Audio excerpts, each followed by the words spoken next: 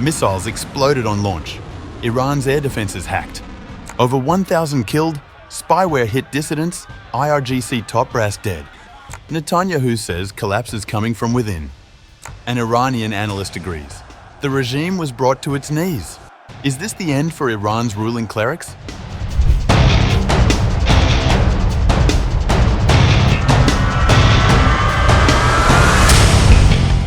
In a shocking claim on July 22nd, Israeli Prime Minister Netanyahu said that Iran's clerical leadership will fall from within, not through any foreign military intervention.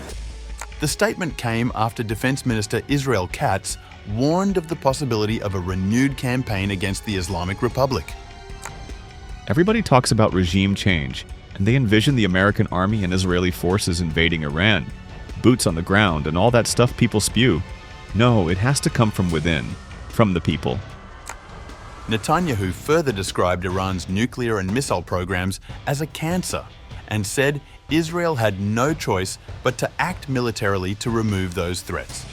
Netanyahu also praised US President Donald Trump for authorizing strikes that he said helped roll back Iran's nuclear capabilities.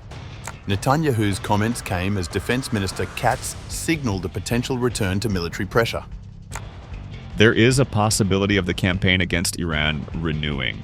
We need to maintain the achievements and air superiority created following Operation Rising Lion, while formulating an effective enforcement plan going forward to ensure that Iran does not restore its nuclear and missile projects.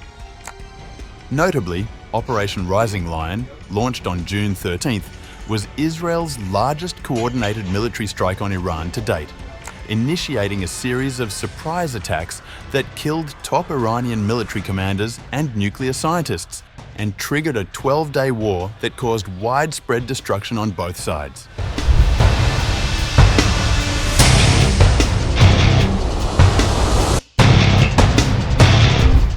More than a dozen Iranians, including dissidents, were targeted with advanced spyware ahead of the war with Israel, Bloomberg reported, in a murky incident researchers could not yet explain. The Mian Group, a Texas-based digital rights organization, was cited by Bloomberg as saying that several Iranians, both inside the country and abroad, received cyber threat notifications from Apple in early 2025.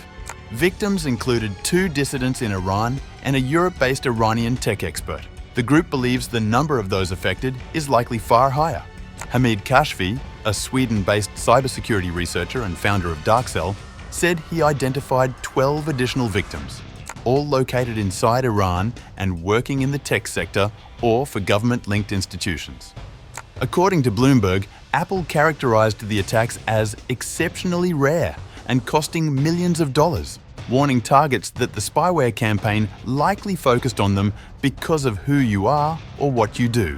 The notification compared the operation's sophistication to Pegasus, the Israeli-made spyware used in state-level cyber espionage, which was revealed by activists and journalists in 2021.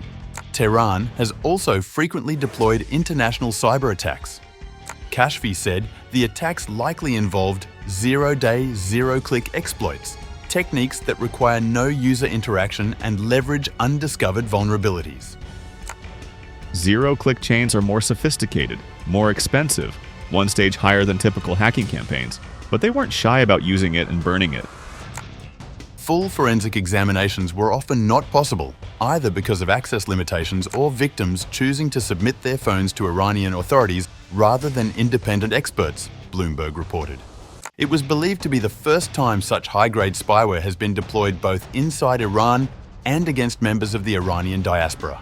The actor behind the operation remains unknown. Both Kashfi and Mian declined to reveal the identities of those targeted, citing safety concerns.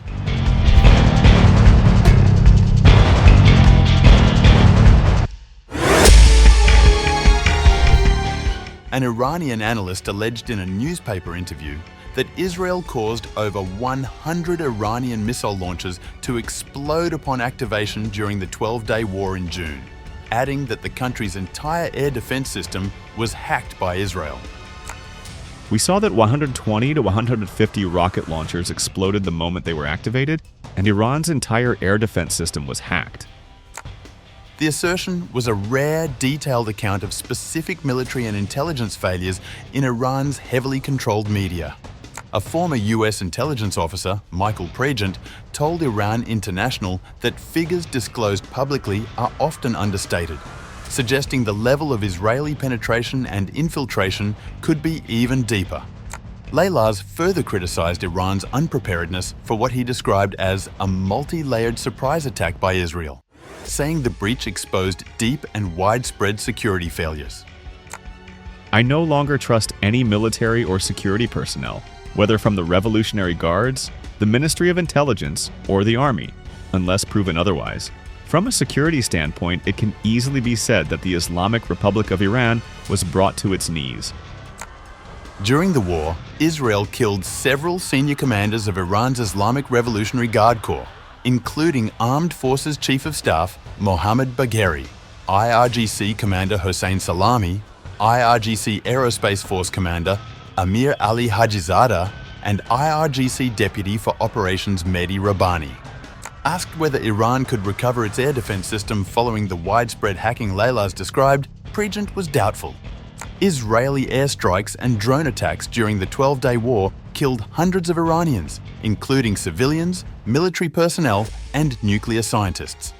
Iran's retaliatory missile strikes killed 27 Israeli civilians.